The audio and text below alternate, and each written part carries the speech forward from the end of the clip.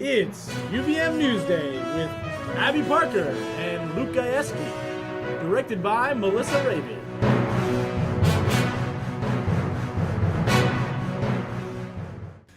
Good afternoon, UVM. I'm Luke Gajewski. And I'm Abby Parker. And here's what happened at UVM this week. Following a violation of the rules of their interim suspension, fraternity AE Pi has been officially kicked off UVM campus and will lose recognition. This will be in effect for no less than 5 years. The loss of recognition comes after there were reports of alcohol abuse and hazing taking place during their suspension.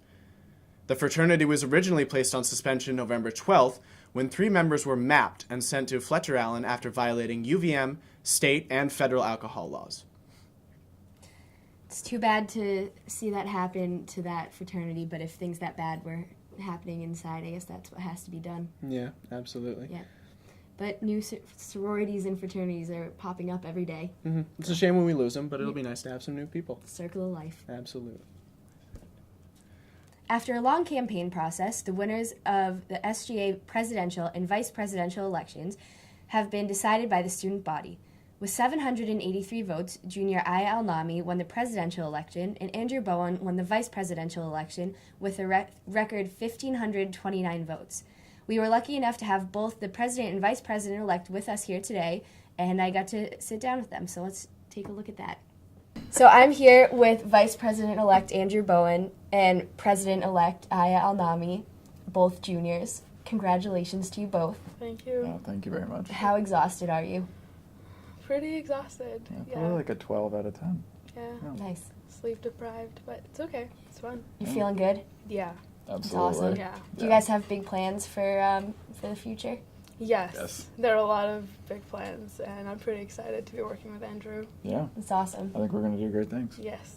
So you guys are both pretty experienced in SGA, right? Do you think that'll help in the future? Definitely the institutional knowledge is important. I think it cuts the learning curve in half, really. Andrew and I have been not only around, we've been also involved outside of our roles as chairs and even when we were senators. So I think that'll help us a lot. Right. And sort of in our campaigns, we reach out to a lot of different organizations, and they have a lot of suggestions and things that they'd like to see changed, and we have the experience to make that happen within SGA. So You were pretty late in the game, right? In starting. That's part of the tactic. Yeah. Can you Yes. explain that? Yes, I can. When I decided to run for presidency, it was a while ago, but part of our bylaws and, the Constitution of SGA doesn't really allow you to announce that, and so I kept that to myself, and I worked as hard as I could to, make connections and talk to people and help them out and learn a lot of things, and then I just kind of waited around and let people go first, and then I went for the win. You had a bit of an interesting ride too, right, with opponents coming in and out of the race? yes, I had at least 2 or 3 other people floating in and out. So it was fun. Yeah, there was a lot of talk going on. There was a lot of Some write-in campaigns? There were some writing campaigns. Yeah. There were a lot of rumors, lots of things. I tried to stay away from it and just do what I had to do. So Did you ever think you pretty much knew you were going to win when you were running unopposed, but was there ever a point where you started thinking, okay, I'm going to be president with Andrew as my vice president, let's figure out a game plan, or were you just focused on your campaign the entire time? No, until the last minute, I was talking to people and trying to get them to vote. My goal is to get as many informed voters as possible, and something that is really surprising for me to see that a lot of people actually did read the platforms, and they were lining up behind the candidates that they were seeing, and that was very positive. So I had a vision in my head. Mm-hmm. I read Andrew's platform, and I've been working with him, so I know we would agree. But that wasn't my main concern. I was just working on campaigning and letting people know that I'm running for the position. Nice. Well, thank you guys very much for sitting down with me. Thank you for having us. And I look forward to working with you as a member of student media in the future. So do we. Yeah. Excited. Thanks. Thank you. It was really nice having both of them here in the studio. Yeah, it definitely was, and I'm looking forward to their presidency and vice presidency, respectively. Yeah, I'd never met either of them before. They're impressive people. Yeah, definitely. Takes a lot to run for office like that. Mm-hmm. I couldn't do it. Yeah, neither could I. With the efforts of SGA behind him, Junior Patrick McGuire is looking to get Andrew Harris, UVM's first African-American graduate, memorialized at the school.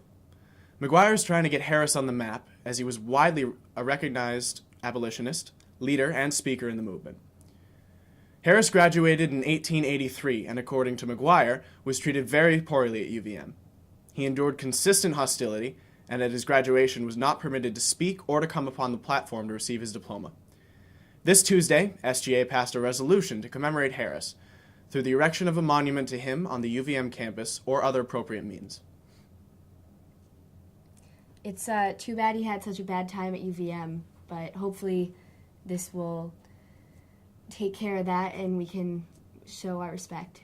Yeah, and Patrick is a personal friend of mine. He's a doing great some guy. really impressive work with this. He's Definitely. pushing real hard, and it's nice to see it's paying off for him. Yeah, this actually only popped up about a week or two ago, and they're already making a lot of progress, so And it's a worthwhile cause. I see no Definitely. reason why they shouldn't. exactly. With the CCTA bus strike taking a toll on not only the drivers, but the students who use it to commute as well, the strike is a hot-button issue here at UVM. Luke sat down with Claire Wiggin, a sophomore who's coordinating the efforts at UVM and CCTA, for an interview. Let's take a look.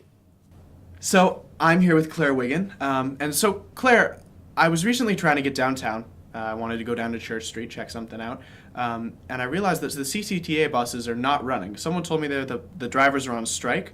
Could you give us a little information as to what exactly is going on? Yeah, well, that's a fantastic observation. I think a lot of people are trying to get downtown too and not being able to because of the buses. So currently the bus drivers are on strike because of basic human rights violations that they're experiencing from their management. Some of these violations include not being able to take bathroom breaks, having to work split shifts, and experiencing some serious predatory management. That sounds pretty ridiculous. So what overall, stepping back a little bit, what are the implications for the greater UVM community? Why is it and how is it that this strike will be affecting us down the road, and what is it doing to us right now? So currently, like you experienced, students are not being able to get to campus in an efficient, quick manner. Of course they can walk, but students are finding it more difficult to get to class, get to their jobs. And UVM affiliates as a whole are finding that to be really, really difficult to get to their jobs, to get back to their homes. One of my fellow organizers recognized the first solidarity meeting that we had that this strike is in, or what the bus drivers are experiencing is in direct violation of UVM's Common Ground statement. And in the statement they talk about how if someone in our greater community is experiencing injustice, we must stand with them. So we are definitely called to stand with them in their fight for a fair contract. And then also, UVM is just a huge, huge part of this city. And so we can be a huge vessel for change in this strike. We have the potential to really help win this strike for these bus drivers. So you would say that it is essentially our responsibility as students here to stand with the drivers and support them? Yeah, I think we are called to really be right there on the picket lines with the drivers. If any of our viewers or anyone else wants to get involved, what's the best way to do so? I think the first course of action is to be there at the rally on Saturday. There's going to be a huge rally on Church Street, and we're encouraging anyone and everyone to attend. So we'll be meeting as students in the Davis Center atrium at 11:30. So get out of bed and go. We're going to walk down together and then march on Church Street. If you're already downtown or if you live downtown, we'll be coming together at the intersection between Church and Cherry to start the rally.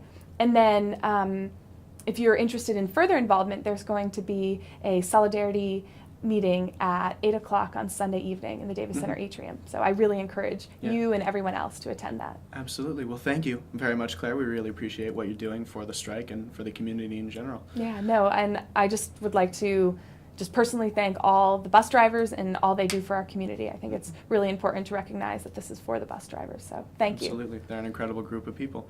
And we wish them the best of luck. And you as well. Thank you. Thank you very much, Claire. Well, that's all we have for you this week, UVM. Stay safe and enjoy the weather.